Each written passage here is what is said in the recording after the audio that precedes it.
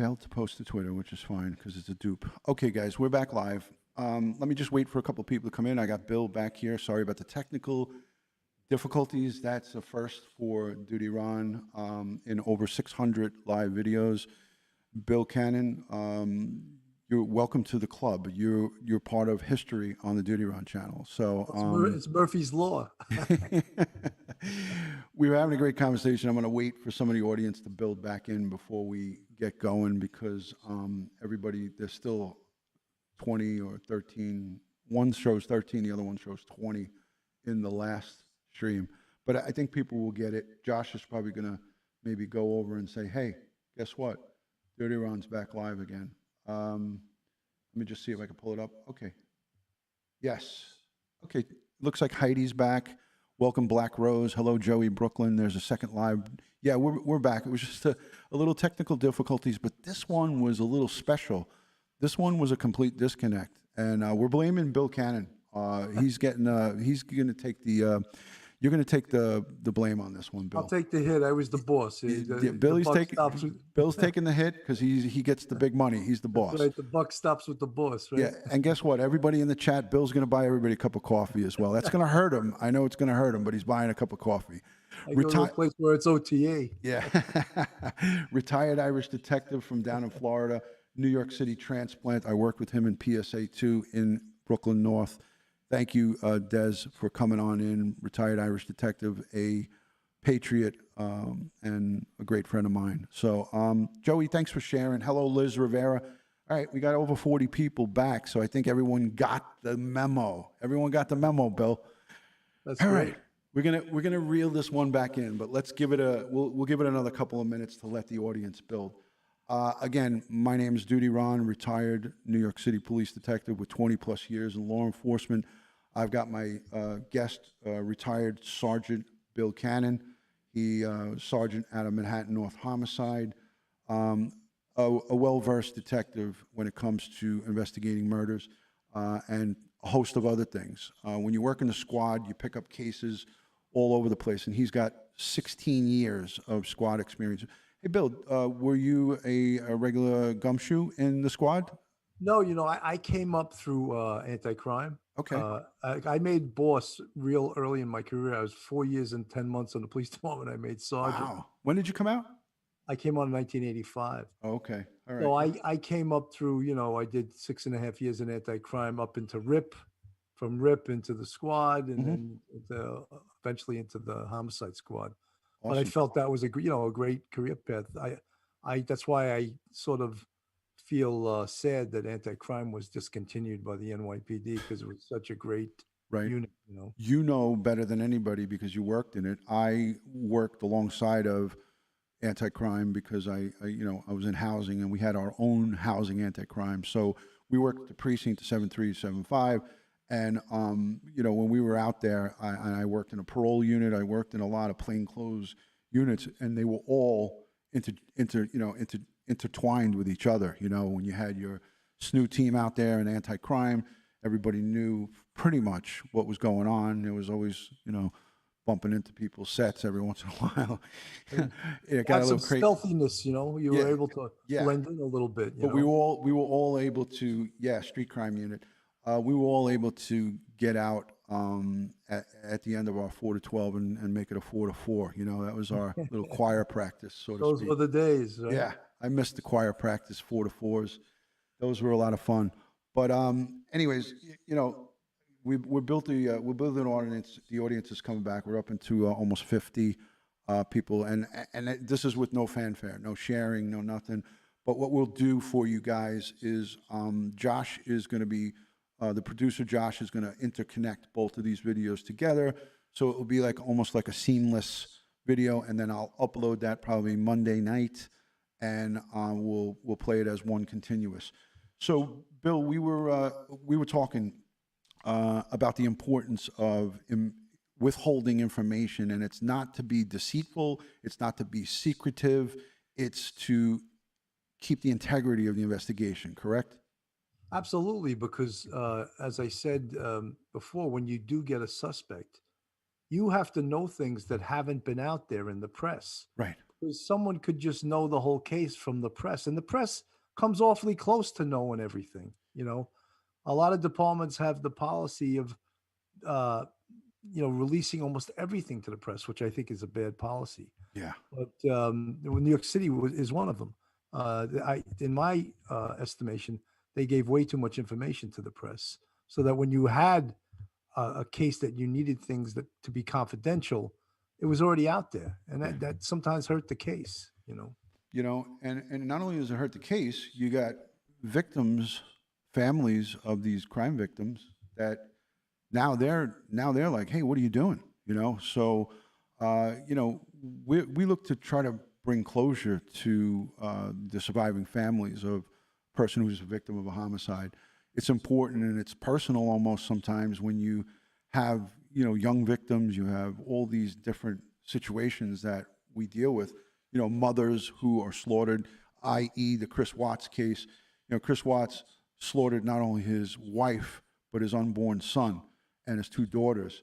And there was a lot of people, and there still is a lot of talk about this, is like, why were the investigators from the Colorado Bureau of Investigation, that's their state investigators, and the FBI and the locals, why were they being so friendly with this guy's mistress? And he did have a mistress. And everybody was up in arms like, hey, DutyRon, hey, this one. Anybody that spoke about this Chris Watts case got why wasn't his girlfriend? Why wasn't that arrested, right? They were calling her all kinds of, and they still call her all kinds of crazy, nasty names and things like that. And rightfully so. She's cheating with a married man. That's neither here nor there. If there's no evidence or not arrestable evidence, and then evidence that it goes one step further, the district attorney wants not just arrestable evidence, they want a case, evidence that, in a case where it's enough for them to prosecute successfully, right, Bill? Talk a Well, little bit they about may that. have also wanted to use her as a witness against him, and if you lock her up, then you lose her Right, as a witness against the main guy who killed three people, right. four if you count the unborn child. Yeah, yeah. So that's the thing, is like they were being so chummy with her, but unbeknownst to the people who have no, inkling about what law enforcement does and what detectives do, they were trying to befriend her, not to be her friend in real life, but to basically get her to open up and give them anything. Ron, there's an old Yiddish word called schmooze, The and I'm sure you heard schmooze, it a million the times. old Sometimes you schmooze. have to schmooze someone to get information. Right, right. So it ties back into also the Long Island serial killer, right? There's many people out there, and conspiracy theories run wild. Jeffrey Epstein and all these different cases of crazy conspiracy theorists, and God bless them. Have at it. As they say, it's a free country, right? I don't know. I got to pay my taxes, so I don't know how free it is. But Suffolk County Police Chief James Burke, there's the crazy behavior of this guy, not something that we see from a law enforcement professional, nevertheless an executive, right? Frequenting prostitutes, having a child by a prostitute. I think his daughter is in her 30s now. The behavior that this guy exhibited and was able to maintain his position is definitely questionable. And there's no, listen, me as I'm all for open eyes and looking at all sides of the case. And for this, when I started really deep diving and looking into it, I shook my head many times, Bill. I don't know how you felt about it, and I don't know how deep you looked into this James Burke character, Well, but something, there was a lot of turbulence, to put it mildly, in the beginning of this case, right, with Burke and even the police commissioner Dormer before that, and the prosecutor, the district attorney Spoda. yeah, They were all fighting with each other, and then information wasn't released to the FBI. right, That's not a good way to work a serial killer case right. at all. Yeah, there You was need even talk that everyone's he cooperation. suppressed. There was talk that he suppressed and stopped his investigators from sharing information with the FBI. Yes, I had read that, and then it doesn't look good at the. I think the district attorney took a collar too, Yeah, they're So both. Yeah, they both did. And I think the DA, the older gentleman, I forgot his name, but I think he's right now in the process of getting sentenced. So, but at the end of it all, this guy, in my eyes, and this is my opinion only. You could probably beg to differ with me. I don't know, but James Burke, for us good law enforcers, is an embarrassment. It's the same thing when we see a city cop get collared for nefarious behavior. With something criminal. It was always a cringe-worthy uh, thing. I always hated to hear. Don't forget when I started in '91 at the PSA in Brooklyn North, Michael Dowd was in the 7.5. Right. I didn't know of him. I knew nothing of him, but used to hear the perps on the street talk. Oh, what are you going to come and take my drugs and my money? And I would laugh at them like, I don't want your dirty money. What are you talking about? But unfortunately, you have some bad actors, and it's just like anything else, Bill. And I'm sure that you've heard this before.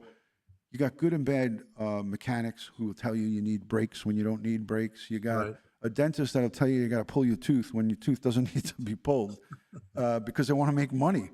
So Yeah. it's no different with human nature. You got good and bad cops out there, and I'm never going to sit here and people, guys, my subscribers, my people know I take some heavy hits. I take a lot from some of my fellow law enforcement brothers and sisters when they listen to me talk, only because I just say that, to have a closed mind and say everybody's good and they're all just trying to do their job is not a fair statement, because you do have some bad actors.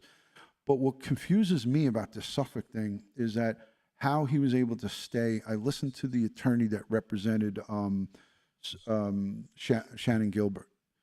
And that guy, although Joe, I think his name is, he's a little kooky, but the guy who wears the hair in a ponytail with the cane. Right. Right. But I mean, he's got a lot of vigor. This guy's got a lot of vigor, and he's coming at them like a spider monkey. And But you know something, Ron? Just he's got an agenda. He's trying to sue the right, so Suffolk it's money. Police Department. Yeah. So He's a what mechanic that wants to he's got sell an you axe to brakes. grind. And they also, when I watched that special, I forget what it was called, but they totally disparaged the Suffolk County Police as not doing a thorough investigation because the victims were prostitutes. Yeah, it's not a fair statement. I don't know. I don't buy that. No, I think that, if you work in homicide, it's a human being. You don't care what the person was in life. Your right. job is to solve the great editor of the book, or the writer of the book, Practical Homicide, Vernon Geberth, has in the front of his book that we work for God, Yeah, you know, it's and true. there's a lot of truth to that, Oh yeah, because you're working for the family and for the deceased, and no one else is working for them. I agree. I agree 100%. But like I said, I like to try to look. Obviously, there's two sides to the story, and then there's a little bit of the truth, right? There's the truth, and then there's both sides. Right. I listened to some of the press conferences, like when he brought a prostitute forward that said she had partied with the ex-police chief, and did coke with him and all this stuff. But again, you got a girl that's there, and you have to take it kind of like this. So yeah, there may be some truth to it, maybe not. You don't know. But at the end of it all, I didn't like what the things that I read about this guy, and the things that were being put out there, and there was no talk. There was no talk back from the department defending him. So that's what made me. And I know that it's a sticky situation. They kind of can't legally wise. They can't talk about it. But something, Ron? I think that that was the start of this investigation. Hmm. And hopefully, whatever, if he was even a suspect in this, which Right. is a possibility, Right. let's put that all to bed right now. Yeah. And let's move forward. Because in all homicide investigations, especially cold cases, there's a series of starting over again. Just, all right, this didn't work. Let's look at this case from the beginning again. Let's do this again. Let's talk to this person again. I agree. There's something called like data mining or mind mapping, they used to call it. Right. And data mining is just, and now a computer can do it, get Right. you information, every single piece of information on someone's life. Who are they married to, cars they own, homes they own, Right. cell phones they own, who they talk to, girlfriends, boyfriends, kids they have, babies, mamas, baby daddy, whatever they got. All this information. And with all the information you have, there comes answers. And with every answer you get comes more questions. And then that builds like a snowball. Correct. And then as you get closer and closer to who the suspect is, and hopefully make an arrest in this case. Yeah, I agree with you, Bill. I just, again, like what you said, we're on our fourth police commissioner in this case, or spanning over a decade and a little bit more. Some of these victims were killed well over 10 years ago, right? It goes, I think we talked about 20-something years, 24 years. Actually goes back to 1996. There you go. So 24 years ago. yeah, so we have 20 plus year criminal activity, and to dwell on one bad actor, and I'd have to say, without knowing the guy, without speaking to guys from the squad, like you said, we don't have access to the files. We don't know. We're just going by what's being put out there. And I feel that the important thing is what you just said. We need to move forward and look for closure for the families and for the victims. And by sitting there and pointing a finger at, oh, this one's no good, this one's, or labeling an entire department, that would be like saying all of the NYPD is not doing their job. And you and I both know that that's bullshit. That is the furthest thing from the truth. There's men and women that go out every day, every breathing second, that everyone's sitting at home, sleeping, eating, having a good time, risking their lives. And they're doing it for nameless, faceless people that they don't even know. And there's at least 3 agencies working on this case right now. Yeah. You got Nassau County, Suffolk County, and the FBI. Right. And I'm sure there's probably others. There's civilians, there's academics, there's medical examiners, there's anthropologists. I don't think they're pulling out any stops right now. No. But people don't understand how difficult these cases are. There's all these TV shows, the first 48, and that's the thing in homicide. If you don't solve it in the first 48, it gets so much harder to solve. Right. But guess what? There's no statute of limitations for homicide. That's the great part. You can make an arrest, 30 years from now. Yes. Hey, I want to just say quickly hello to somebody, Tintin, Tintin, Tintin. Welcome in from Denmark, Copenhagen. Good to see you. 32 years old. Thank you so much for being in here on the live stream. I want to say quickly hello to Dookie 4000. That's my neighbor. Her brother's a retired detective. Hello from across the street. Don't throw any eggs at my house like you did the other day. Okay, Dookie. Natman, great to see you. Meg Lowe from Southern California. 12-Step Mom has a question. How to help find your cold case squad. How to help find your cold case squad. Well, listen, the New York City Police Department is the largest police department in the nation and arguably the best police department in the world. We have a cold case squad. Not all departments have the resources, and Bill can tell you this. We were fortunate to have the unbelievable manpower of 30,000 plus members of the service. At one point in 91, we were up to 40,000. The resources that are available to the NYPD, and subsequently Bill can verify this, are our fellow brothers and sisters from the NYPD, when this all went down in 2011, Shannon Gilbert, 2012, when she was first, that 911 call came in, our ESU went out there to Gilgo. I know that for a fact, and helped to assist with lighting and some of the search initially. So, mutual aid works in big city areas where there's lots of manpower, but in rural departments like out in Colorado, in Illinois, and in some of these small Okie from Muskogee kind of places, you got a sheriff and 5 deputies with them, and that's a big department. You could take your A team and go out and say, all right, let me call warrants. I need a sweep of this building, and warrants will come and assist you. Some of these departments don't have it, and they're only good at their investigation, and their what they can do is limited to the resources, right, Bill? Absolutely. I always thought one of the greatest things that the NYPD has, as far as forensically, is we have a separate crime scene unit that collects all the evidence for us. Not every department has that either. They come and process the scene. Yeah. Right. The detective that is investigating is also going to process the evidence. Yeah. Right. It's amazing. And our forensics, the computer forensics, I was a loner in the computer crime squad for a little while. And the work that those guys do, I went back into their dark rooms where they're looking at the dark web and they're in these, it's just amazing. It is The amazing. amount of technology when there's a murder and there's computers involved and desktops and laptops, they come and do their forensics on the laptops and the computers and the phones.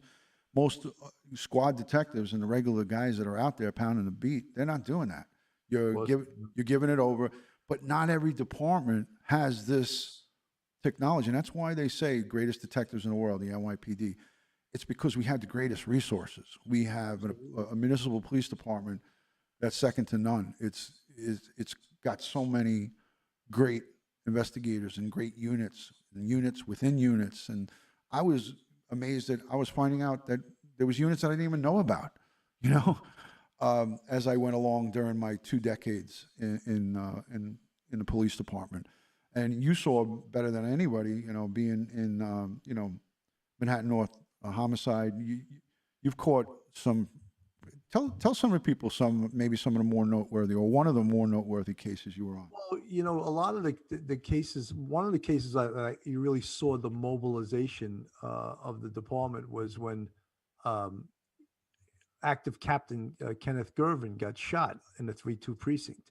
And thank God he survived, he lived, but the department just mobilized. I mean, you're talking about narcotics, aviation, mounted. Everyone came to the 3-2 precinct and did a full court press for, I would say, for about 48 hours. Wow. And then it was sort of just tossed Right. the precinct squad detectives into the homicide squad. And you know something? We made an arrest in that case. That's fabulous. Which was no easy thing. What actually had happened is he interrupted a stick up at a after hours club. And the stick up never happened because he interrupted it, but he wound up getting shot. What year was that, Bill? You know, God, Around? you're questioning me about years. All right. Was it before 91? Yeah, no, it was in the I'd say it was in the 2000s. Oh, okay. Yeah, so I was on the job then. Yeah. Amy Coe, thank you so much for the super chat. Much love and respect. God bless. I'm assuming that means God bless me and Bill because we have technologically advanced problems with our live stream. So thank you for that, Amy Coe, 3167. When we were talking just before about forensics and our computer labs, you had a great guest on Police Off the Cuff. I want to talk about your YouTube channel and the podcasting that you do and some of the great guests that you have on there. It's a wealth of information. Barbara, what was her last name, Bill? Correct? Barbara Butcher, who Barbara was Butcher. she was the chief of staff of the New York City office of the chief medical examiner. Tremendous. So she is what's called a medical legal investigator. Right. And I believe in New York City, to become a medical legal investigator, you have to have the education of a physician's assistant. Wow. So they're really highly educated. And she's brilliant. And she had responded to numerous mass death situations all over the world, like the tsunami in Indonesia, where I believe over 150,000 people died. She responded to that to help with the identification of the bodies. Of course, 9/11, she was one of the people that was in charge of the DNA response and the anthropologist and getting all those bodies identified.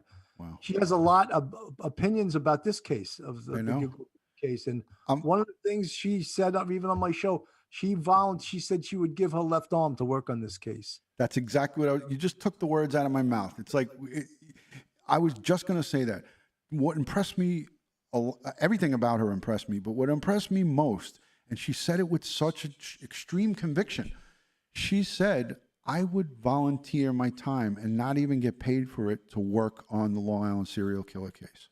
She absolutely said that, and I don't know why they haven't reached out to her, because she's a brilliant woman and she could help. Tell her to come on to my show, because if they hear her between mine and yours, because they're sharing, the Streamlabs bot is sharing. There's Bill Cannon's YouTube channel. Don't leave this stream to go and subscribe to him, but after the stream's over, I will link his information down below. There's his Patreon. There's his Spotify. The bot is putting out great information on this great man right next to me, Bill Cannon, a retired New York City police sergeant, a homicide, Brooklyn, Manhattan North homicide guy. I mean, listen, the amount of cases his team caught, the A team, let me just reiterate, because most people don't know, the A team is the guys who get the higher profile, tough cases. Every squad has an A squad. It's their best of the best that go out, and he was in charge of supervising those guys. So kudos to you for all the great work you do. But yeah, Barbara, I'm telling you, Bill, Barbara would be, I mean, I would be so honored to have her come on and talk about the Long Island serial killer. She seems so, she has a book, right? You said she has Oh, a book. she just signed a book contract with Simon and Schuster to talk about her greatest cases as the chief of staff of the OCME. Right. Yeah. So, I mean, medical examiner's office has so many, different departments and different labs and, DNA and crime scene and all kinds of unbelievable things that go on behind the scenes that regular people just won't know.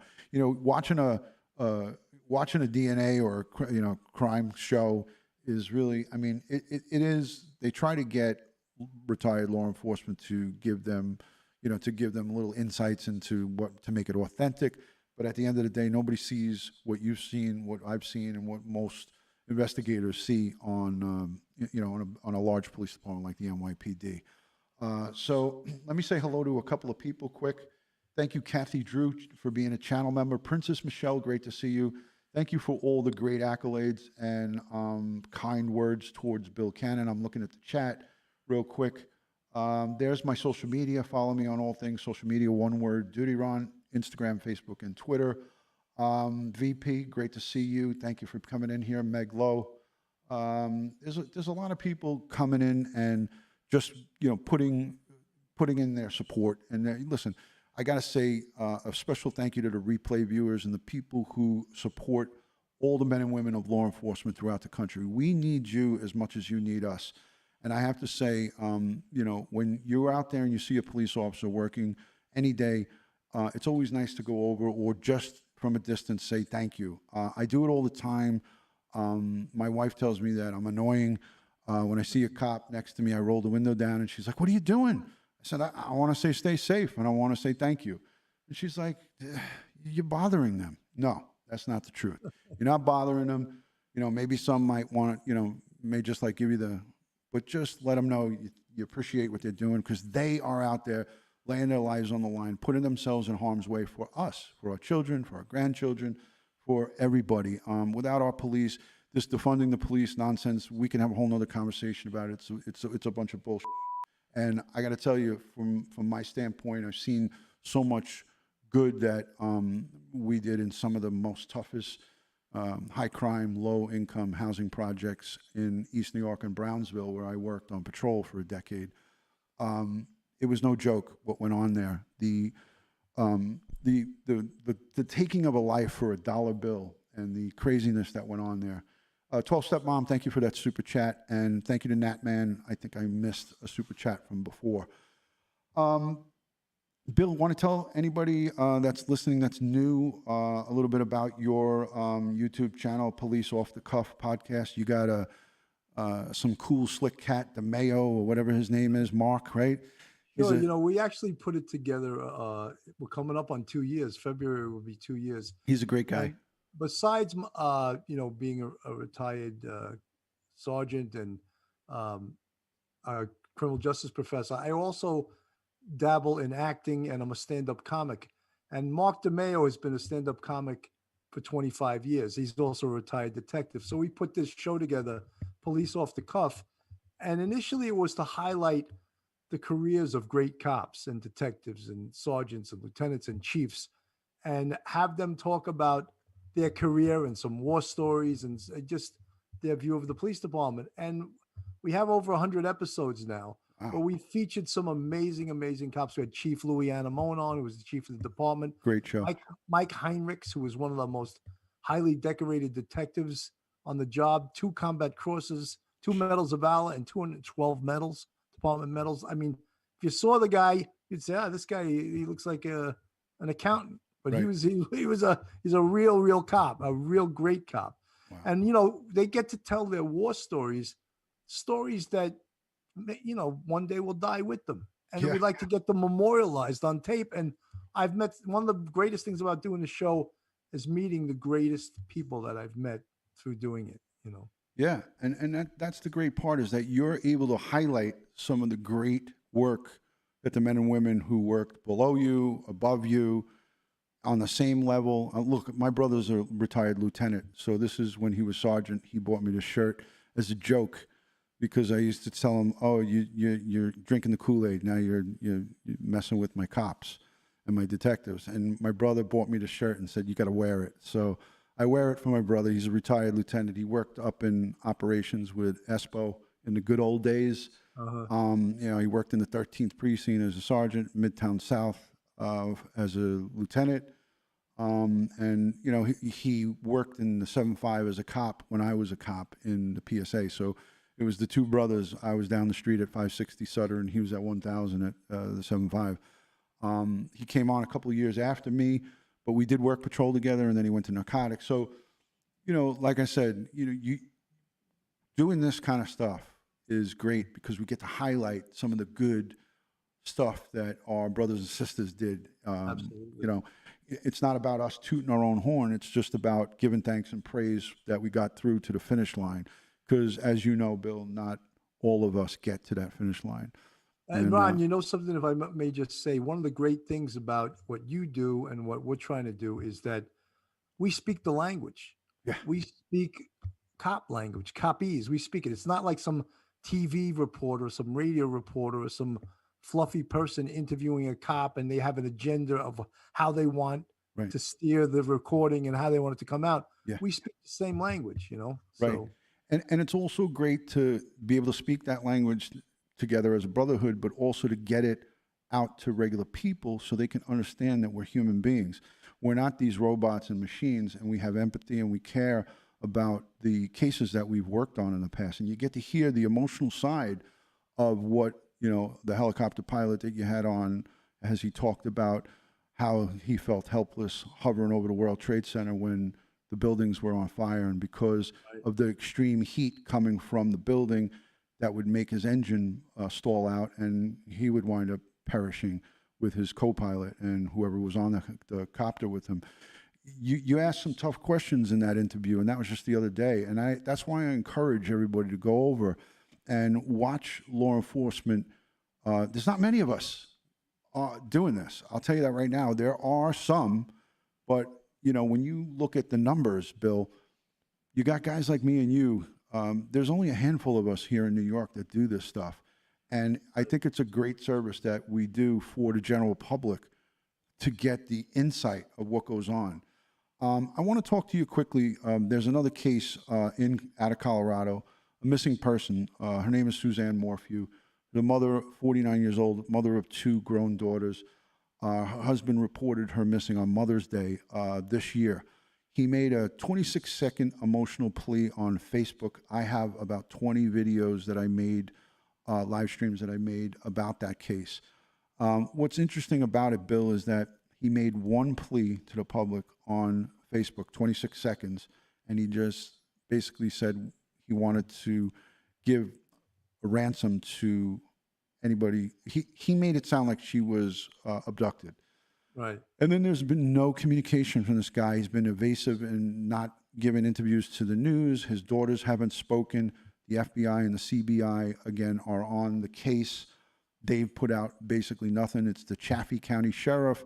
It's a sheriff's department with members in the teens or maybe low 20s. They don't have a big department. It's a high-profile case that everybody is interested in.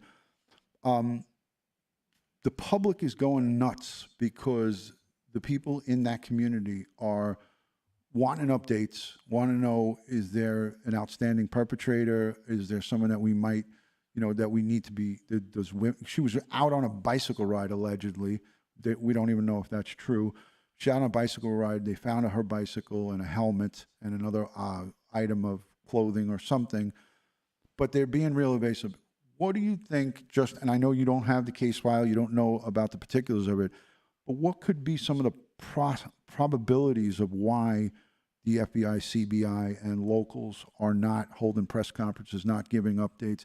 They did searches at some of her husband's construction sites. They broke up concrete where he laid did some gardening work and some landscaping, and they broke up a foundation of a house. I guess that was because of a lead that led them there. But just talk about what might be some of the possibilities of why the FBI and the CBI, maybe the locals, are not putting out information on a missing person.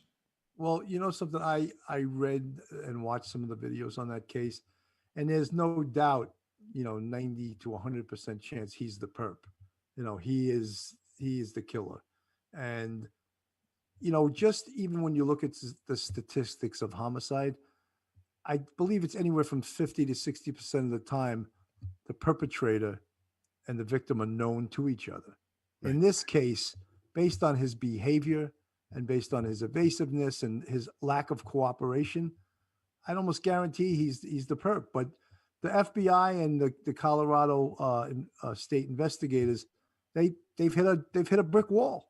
That's basically what's going on right now, and they got to keep digging and just surveilling him. Wiretaps, every Right. law enforcement tool you could possibly use. But as I said before, the one advantage they have is there's no statute of limitations to homicide, and of Right. course, the public wants instant gratification. But guess what? They can't invent evidence. They can't lock them up without probable cause. Right. They need to build a solid case, and even though he is suspect numero uno, and there's probably no doubt he did it, they can't just lock him up on suspicion. Right. Now, when it's a missing persons case like this since Mother's Day, so we're coming up on 8 months, I believe 7 or 8 months. At what point does it turn into not a missing persons anymore? And how does that work? Because there's a lot of questions. I get asked that, and I'm not 100% sure on that. I mean, I think that they have to officially declare her dead at some point. I think there's a 7-year. There's a 7-year to collect on a life insurance in the state of Colorado. I think that they pretty much know she's not going to appear, Right. but they can't just look. There's been homicide, murder convictions without a body. Right. I had a couple in New York City. Can you talk a little bit about that? What does it take to get a murder conviction without a body? What is the defense? A hell of a lot of strong hearsay evidence. There was a case in New York City. In fact, ADA Dan Bibb had the case, and a doctor was seen taking his wife and throwing a heavy object in his trunk, and it just so happened he was a pilot, and he was seen putting the same duffel bag in his plane. He flew over the Atlantic Ocean and kicked it out of the ocean. They never ever found her body. Jesus. But they used flight logs and hearsay evidence, GPS, all of those things, and Dan Bibb got a conviction on this case. Wow. And there's been other homicide convictions or murder convictions without the recovery of body. Sometimes circumstantial evidence can be very, very strong evidence when it's piled up on top of each other. If given enough of it, it could get a conviction from a jury. Yes. Yeah. People say, "Oh, it's circumstantial." Yeah, but give me 50 pounds of circumstantial evidence that I'm using, Right. and build it up and make it tall as 10 feet tall, and I'm satisfied that this guy did it. That's pretty damn good circumstantial evidence. Yeah, I You don't agree. always get the smoking gun. Right. You don't always get the DNA. You don't always get the fibers. You don't always get the fingerprints. You don't always get the ballistic evidence. Right. And that's the whole thing is people say, going back to this Chris Watts case, the girlfriend had that phone, and everybody gets caught up on that phone. Well, you and I both know the FBI investigated that case. He admitted they have, he's the victim's family, the Rusek family, was unbelievably kind to this guy, their son-in-law. They said, we don't want him charged under the Colorado death. He would have qualified for the death penalty. Wow. They got up and they talked to the district attorney and asked them not to charge him with that, and they agreed. And he confessed, and there was no trial. But the people who follow this and still follow it, it is such an uproar. They can't get over that. They feel that she was in part had something to do with him pushing him to kill his family. Now, again, as investigators, we know that you need substantial evidence to make an arrest and get a conviction. Right. There was nothing on her phone that would implicate that she pushed him to do that. In other words, if it was Bill, all right, this is not what happened, but hypothetically, they scrubbed her phone and it said she texts to Chris Watts, "I want you to kill your wife, your daughters. I want you to wipe your family out." What happens? Well, I think they would bring her in and they try to get her to confess There you go. on her complicity. And, they would interrogate her and Right. try to get her to confess to her complicity and confront her with her text message. Right. What did this mean? Were you kidding? Yeah. So that didn't happen. Yeah. Dee Dee, thank you so much for being in here. We're sticking to the Long Island, the Long Island serial killer, Long Island, the Gilgo case, the Chris Watts and Suzanne Morphew. I'm not going to go into Doulos. That's a whole nother story. But a valid point that you brought up there. I'm just not going to get. I'm not going to expand on a whole bunch of different cases because I don't want Bill's head to explode because I'm already overloading with a whole bunch of. But yeah, that's the thing is that people can't get past that. Like when you tell them, like, listen, if there was a ton of messages on there that indicated that she was pushing him to go forward with wiping his family out, she sure would be in. And she got questioned, she got interrogated. They released those videos, and people were like, they were too nice to her, they were too friendly to her. They didn't scrub her phone. Well, we don't know what they did. Law enforcement is under no obligation to tell you what steps they took in the course of their investigation. There are no obligation to tell you unless, like here in New York City, we have the DCPI and it's like transparency and they put out a lot of information. And as Bill said, a lot of investigators cringe when the big bosses say, well, we want to get this out to the media. You're like, no, we don't want to get this out to the media. You know, one of the most egregious cases then I'll tell you the reason why I list this. There was a little Hasidic boy who was kidnapped off the street by a pedophile. And the guy kept him for like a week. He was taking him places and stuff. And then he killed him and he dumped him in a dumpster, and part of his body he kept in his refrigerator. Those details were released to the press and to the public. I thought, how horrible. Why did they have to release that? Did the public have to know about that?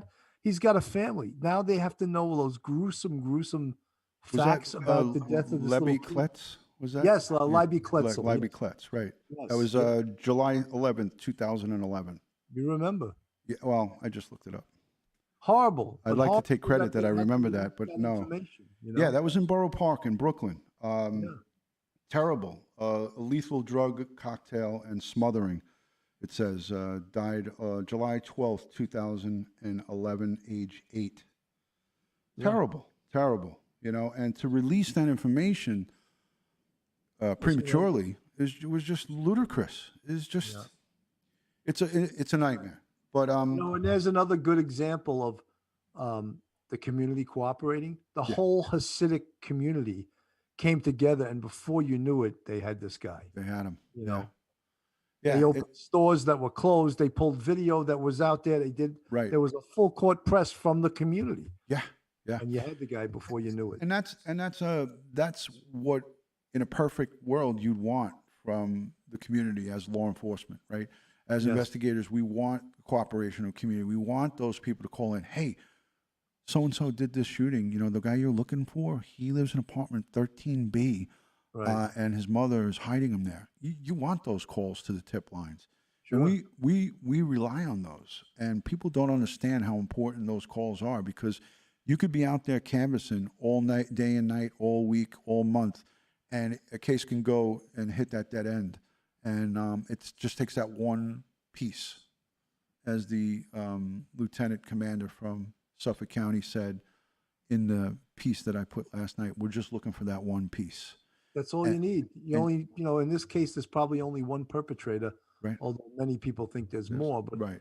I think there's a really good chance that it's one guy. Right. Yeah, I mean, I agree. Guys, if you're not subscribed to DutyRon, please subscribe, hit that notification bell so you will get all things DutyRon when I go live and when I upload another video.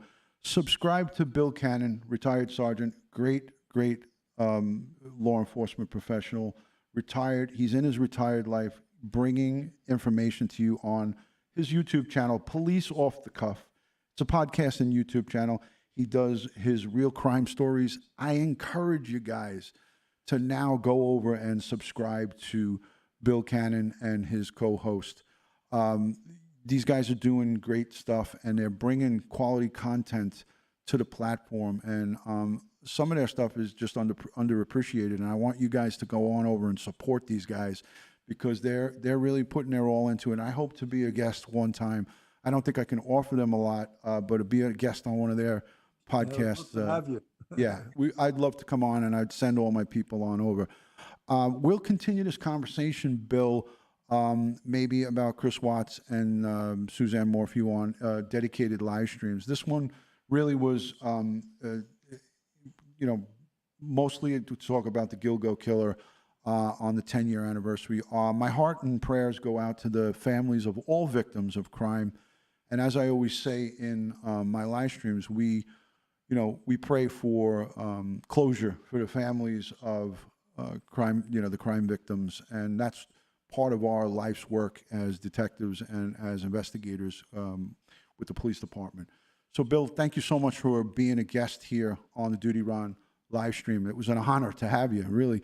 Sorry about the technical difficulties. Thank you so much for inviting me. It was a pleasure, and we'll have you come on our show, and we'd love to come on again in the future. Yes, excellent. Cat in a Hat, thank you for subscribing to Police Off the Cuff. You should see a little increase in some subscribership, Bill, tonight. Thank you for subscribing all the way from the UK. Hidden Existence. Wow. All right, you know what? Before I close out, I don't usually, I actually have never done this, but let's take a quick couple of questions, Q&A. I promised everybody I was going to do that, and I feel like an idiot that I didn't. So any questions for Bill in the chat? I'll pick out a couple. My channel members, of course, and Patreon supporters, I'll look to you guys because you're highlighted, but any questions that are good, I will ask him. So go ahead and hit it. And if you're new to the channel, let me know where you're watching, city, state, and country. We'll take 3 minutes, Bill, 3 to 5. Sure. Bill is such a good guy. He's like, what did I get myself into? The Streamlabs bot is putting the link. You'll see it. You just have to scroll back. You'll see it. And I'm going to link it down below. Gayla Dennison says, great show, DutyRon, and thank you, Sergeant Bill. Thank you. That's great. Let's see what else comes through. Mimi J2 is a channel member, and she says, thank you, Bill, peace sign, and a bunch of claps. Thank you for that, Mimi J2, a great police supporter there.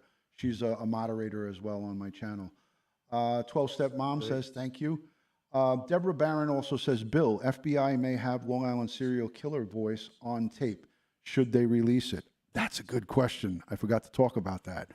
It's in court right now, right? The attorney for Sarah Gilbert, that guy we were talking about, I don't know his name, but he got a court order for them to release it, and then they submitted their case to suppress it, right? Yes, yeah, I heard that. I at this point, I don't really see a strong reason not to release it. I think you can enlist maybe the public, maybe someone will recognize his voice. So you feel it's a decent idea? I agree with you. I agree. I do, yeah. Yeah, I mean, what's the downside to not releasing it? I don't understand what they're protecting at this point. I mean, then again, maybe we don't know what she said on there.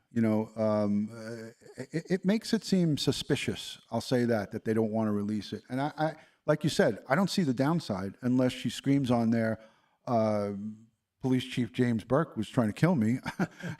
I don't think that's there. But I mean, I was just saying that to jokingly, but that's what conspiracy theorists are thinking. Let's move on. 12-Step Mom says, Sergeant Bill, you suspect one Long Island killer or two? I believe it's one. I mean, it's just, you got to realize also the killer pretty much could be in his 60s right now. Right. Because this goes back to like 1996. And depending on Well, his age, right? yeah, if he was in his 30s or 40s, he's in his 60s right Right. now.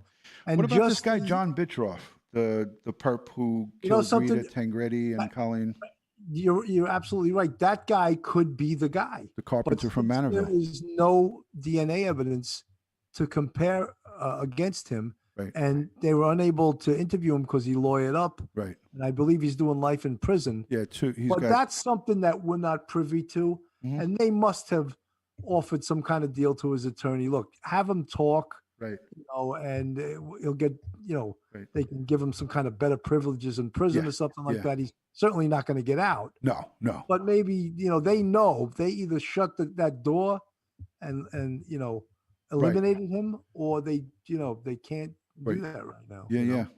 Here we go. Gayla Dennison says, "Does Bill miss police work?"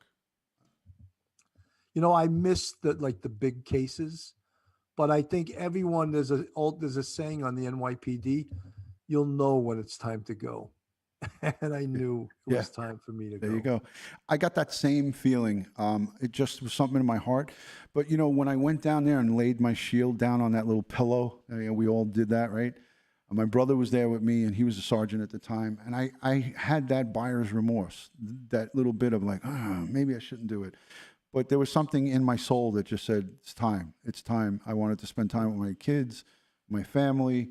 My boys were going on to play college baseball, and I wanted to be with them. Andy Crayon's channel member says, is there any city PD that you wish you could have worked with or at?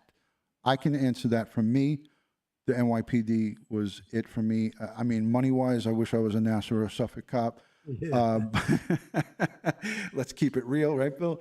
But That's I right. mean, I made some good money and overtime in the job because I was aggressive. I made a lot of arrests. I've had over 1,000 collars in my career, including my warrant arrests, which technically you're not fingerprinting them, but 1,000 combined with live arrests and my warrant stuff. So, I did quite a bit. I mean, Bill, I don't know. What do you feel? How do you feel about that? Something, I did everything I wanted to do, and I wound up where I wanted to be at the very end of my career, which was the homicide squad. Yeah. And that led to a lot of other things. It led to me getting my master's degree and becoming a college professor. Right. So I wound up where I wanted to be. So I have no regrets whatsoever. Yeah.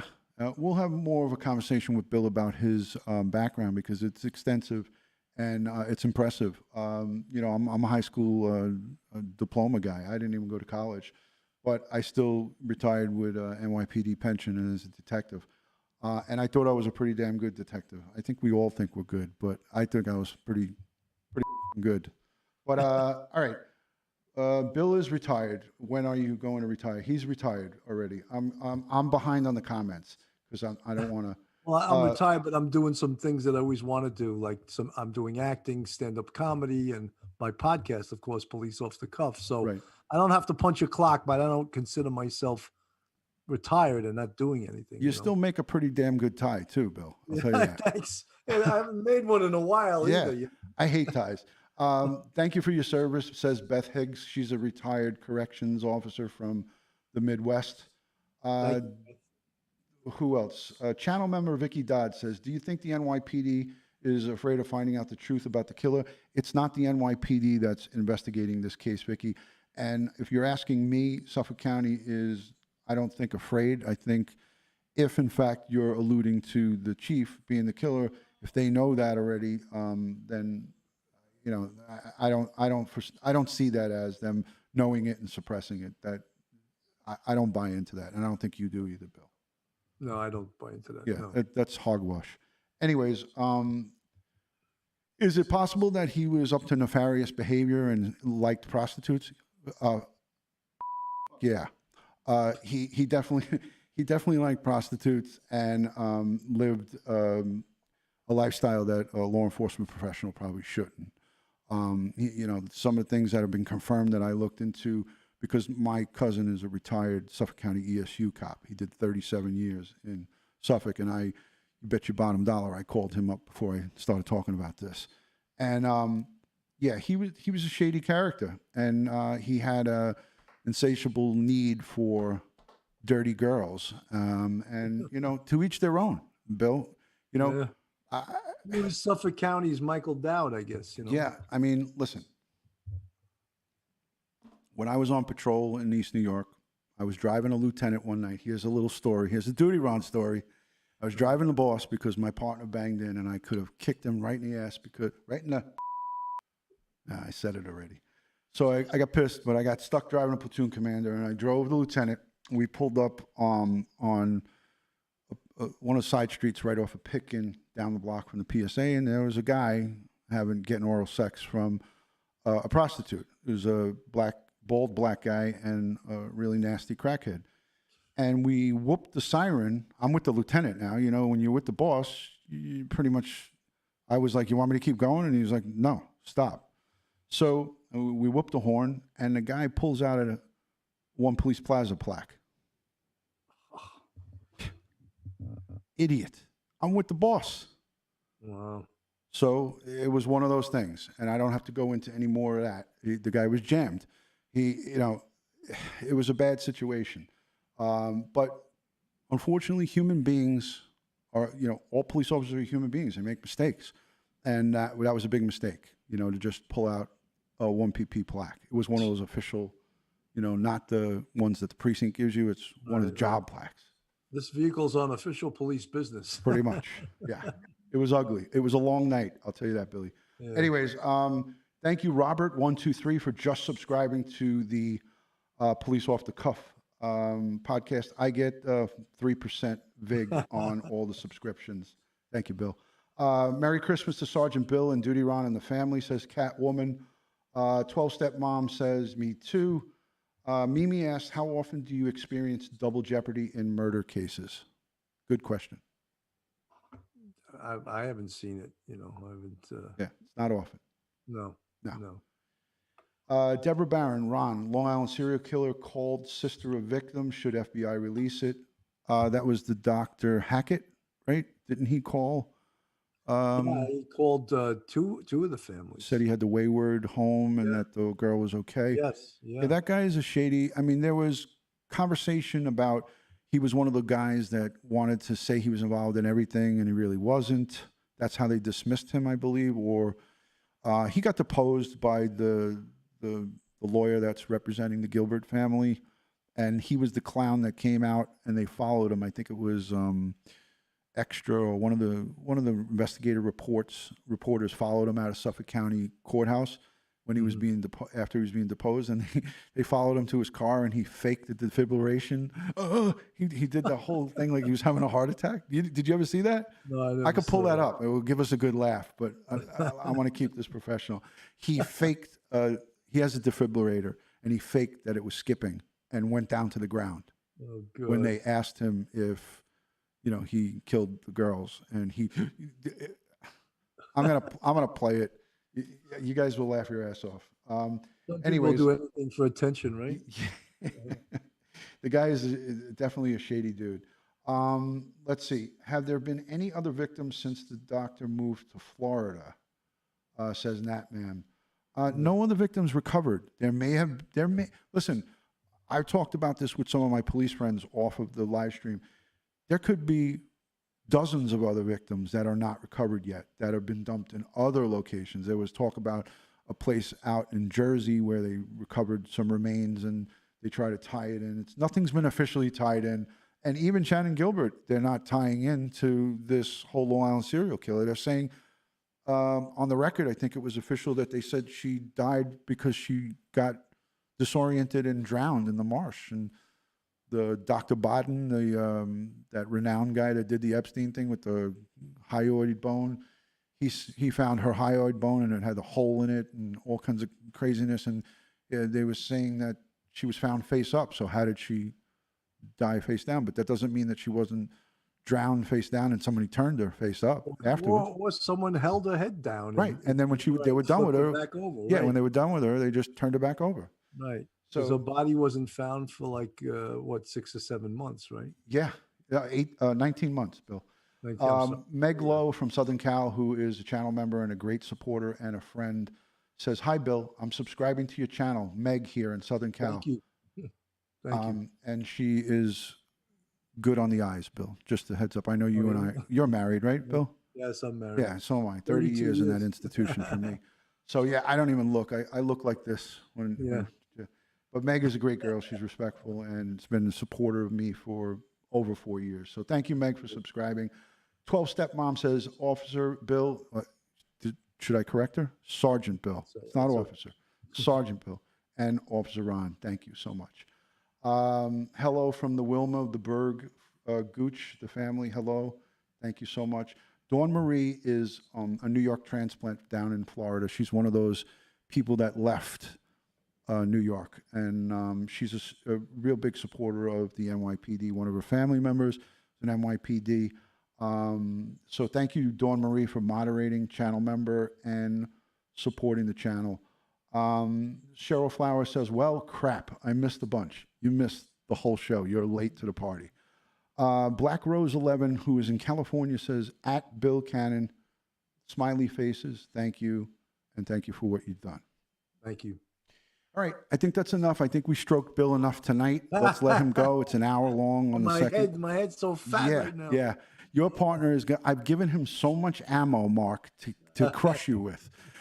If I haven't handed him this on a silver platter, I don't know what I did. But again, it's a pleasure, Bill, to have you. Again, I hope you'll come back again, and I'd love to have you. Yeah, I'd love to have you on. And you don't have to wear the tie. Next time, you know.